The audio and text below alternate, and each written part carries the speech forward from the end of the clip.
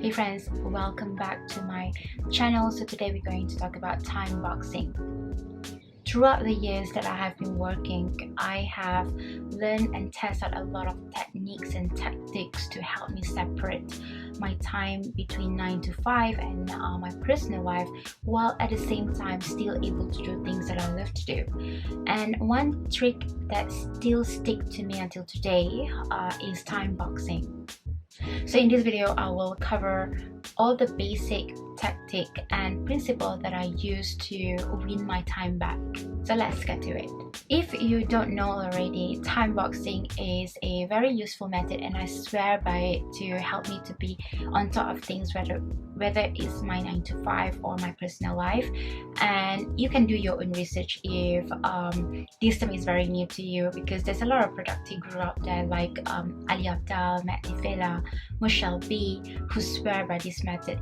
I don't think it will be counterproductive for me to share the basic definitions of time boxing. So it's very common, you can just Google it to understand this further. But what I'm going to tell you today is more of tips and tricks and principle in applying time boxing.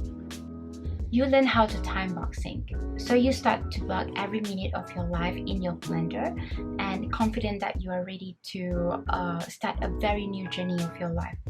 I'm gonna be productive right now onward. I'm gonna warn you with that. If you do that, it is the fastest way to get an unnecessary heartbreak even before you start the journey. I'll break your heart. Already broke. Not many people will tell you this, but I want to share it with you. Principle number 1 is to start small by adding only one time box per day. Assuming that you already watched my previous video and already learn and predetermine your negotiable and non-negotiable tasks, I'm suggesting that you try to time box only one highlight per day.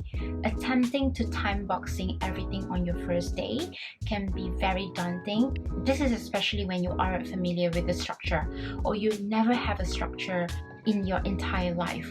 So having a time box is a first step to structuring your life.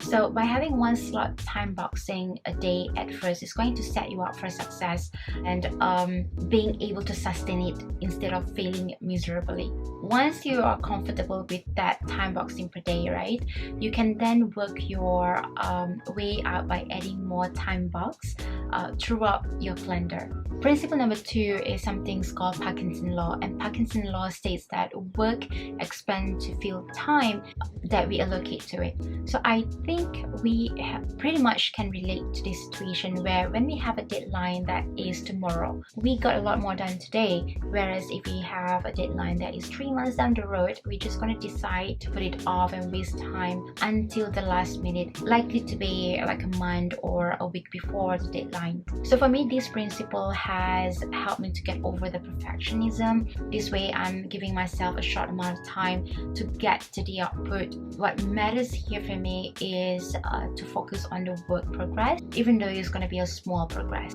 One thing to remember here when you are time boxing, you're not attempting to complete the project within that single time boxing. This is the art of breaking down your project into a smaller task and actionable item. In order for you to do that, you would also need to estimate the completion time.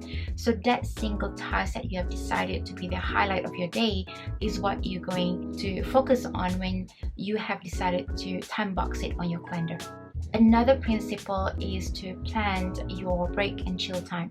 New studies shows that overwork culture is a thriving culture, and especially in the corporate world, long hours is like a badge to mark a success. While I'm obsessed with slotting time or time boxing my tasks back to back, I forgot to plan my break and chill time.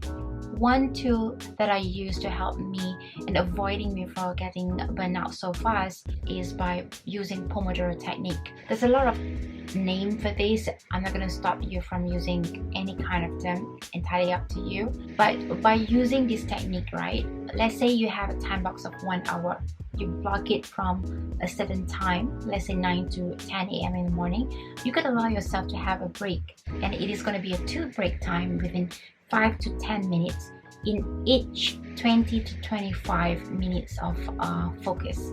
And on the other hand, I have also decided to have a specific time to dedicate my time just to chill. So it means that chill time, I am actually permitting myself to relax and do whatever that I want to do that is outside my to-do list. I think planning time to chill and break is very important to allow me to have a constant feeling of refresh, and keeping this third principle is very likely to help me to focus more and get more things done on daily basis. So that's all on how to buy back your time using timeboxing. The first principle is to start timeboxing per day and work your way up.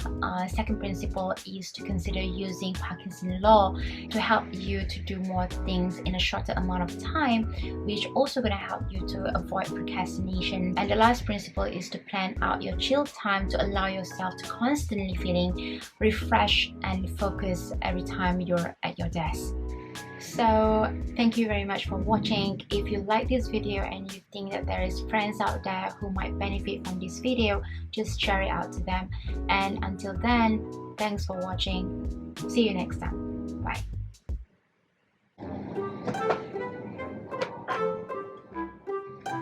Principle number 2 is something called principle law. Principle law? It's not principle law. There's a lot of it. Do you hear that? Hey, can you let me talk for a while?